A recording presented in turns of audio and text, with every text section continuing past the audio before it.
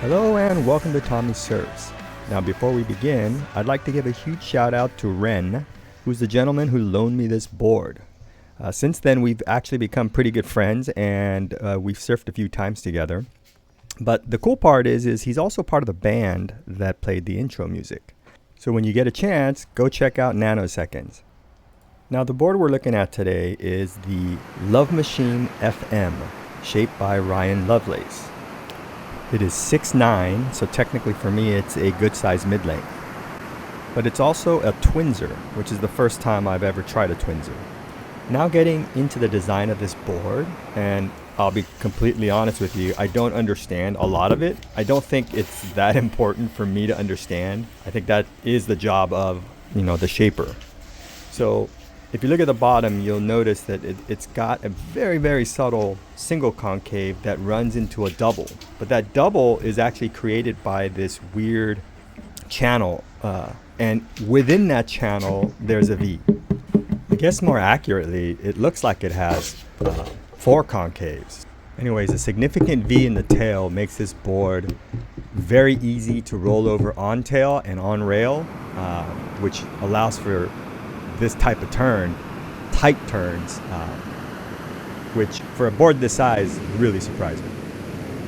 So now the great thing about a mid-length, something like this at 6'9", is I'm getting a lot more leaders, but there's some hydrodynamic principles of longer rail lines that allow you to go faster, right? So it makes paddling a little easier, and so this board, if you see me surf some of these small waves, it's still pretty good. Like, it still maneuvers, but it allows you to grovel.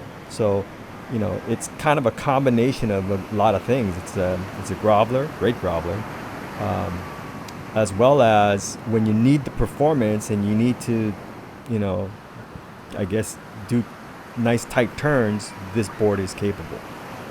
One thing I do have to mention is that the version I'm surfing is the Varial foam version. Now Varial, it's pretty lightweight and very, very strong.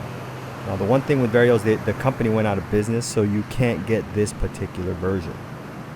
But I'm actually a real big fan of Varial, and it's just, pretty sad that they don't make boards anymore. I believe the aerospace company that provided them the foam decided to just no longer provide them the foam. Sorry, I didn't mean to laugh. I know it's probably not funny, especially for the people at Varial. But yeah, I just thought it was really odd that a company could just pull their supply. I guess it's their company.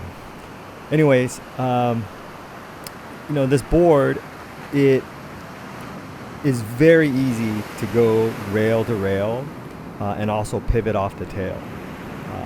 For the length, I am absolutely blown away at how well I did surf this board.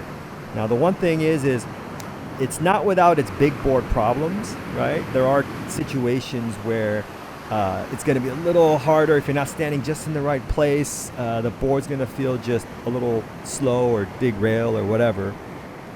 But that's more of a general problem of just bigger boards. So in this particular case, I don't see any cons, no negatives on this board. Everything works right, and it has been one of the funnest boards I've surfed and one of the funnest mid-lengths I've surfed to date. I don't know if it's the material, I don't know if it's the design of the board, combination of the two. Also, I haven't really surfed a lot of mid-lengths, so take that with a grain of salt. Now, if you watched any of my other reviews on mid-lengths, and I think I have 3 of them. I have the Harley Ingleby Mo, the Ingleby Mid-6, as well as I think I did the Sunday.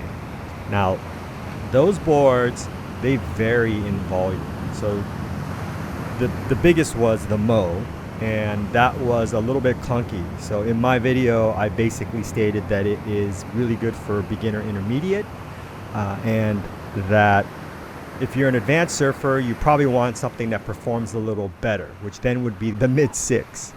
The Mid-6, however, what I found interesting about it is I really, really had to focus on getting my foot back.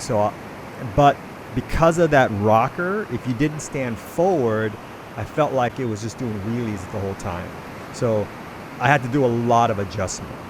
Now, don't get me wrong, the mid-6, great performance mid-length. Could surf in the pocket. I got barreled twice on that board. They weren't the biggest barrels, but at least I got in early. It stayed in the pocket and it held its line. You know, bigger boards tend to want to climb the face, but the mid-6, because of that rocker, it actually just stayed right in the pocket. Now, the difference with this board is that once I plant myself, I didn't find myself having to move my back foot or front foot that much. The back foot I would have to maybe push back a little bit further to get a tighter turn, but even when I was over the front fins, the big twin fins, or even in front of it, the board just turned on rail. So from a usability standpoint, user-friendly, I think this is a pretty user-friendly performance type mid-length. And if I were to kind of line up those three boards, I would say that the Mo is the best groveler of the three, the mid-6 is the best performer of the three, and the FM sits right in the middle and does both very well. Anyways, I hope you enjoyed the review. I thoroughly enjoyed surfing this board. Once again, huge shout out to Ren.